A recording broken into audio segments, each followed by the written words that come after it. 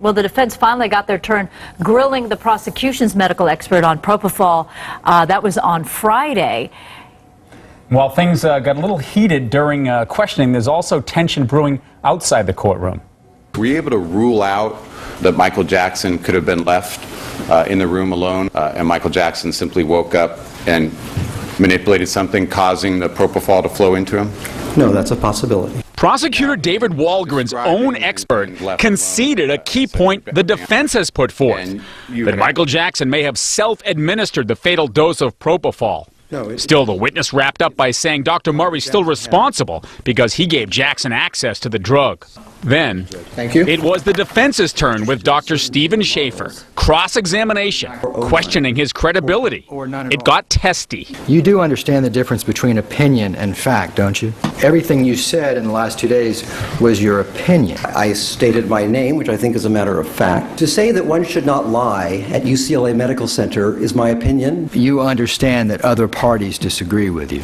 It went back and forth like that for a couple of hours. No real gotcha moment. Things did get quite complicated medically. Take a look at this chart. Pharmacokinetics and pharmacodynamic model. I'm trying to explain to the jury rather complex pharmacology, but there's no other agenda, as you are alleging. Perhaps the most interesting moment of the day, though, involved this man, Dr. Paul White. Yes, the propofol expert for the defense, still waiting to testify, in court taking notes. Apparently Thursday, he turned to the media in court and, according to an account published on E! called either the prosecutor or his colleague Dr. Schaefer, quote, a scumbag. And Dr. White was scolded by the judge out of the presence of the jury. Jackson fan and courtroom spectator Betty Burns felt that was the correct thing to do. The judge had said, do not discuss this. It was just so out of line. So we were very, very happy that he chastised him, and there will be results. So the question is, do you think the prosecution proved its case against Conrad Murray? I think the prosecution did an excellent job. And remember something, the prosecution is supposed to be winning. They're supposed to be hammering this. It's their case right now. It's their case. So, you know, at this point in time, now it switches. Round two. Now it's the defense's challenge to, you know, undo that damage. But it seems clear that they gave the jurors a lot of opportunities to convict. If it stopped right now, which obviously it isn't, but it seems like it wasn't just one key point they made. I mean, they had Steinberg, they gave 6 different examples, they had 17 examples with Schaefer. But I still think it has to do with the instructions to the jury. Once you hear the instructions to the jury, then maybe all of those points don't matter so much. The instructions, and we had Judge Chiavelli on last night who read us the law on negligence.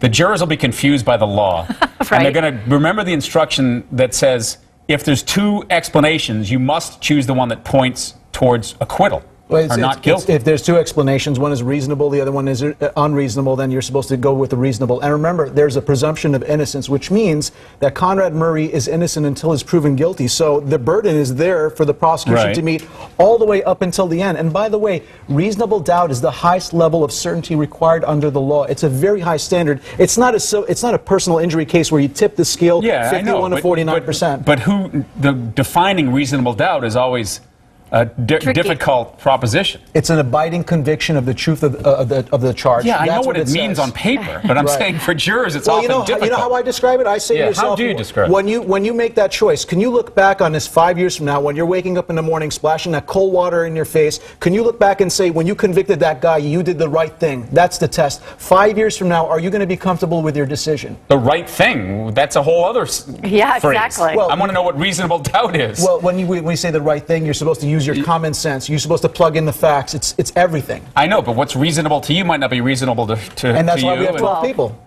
But it has to be unanimous.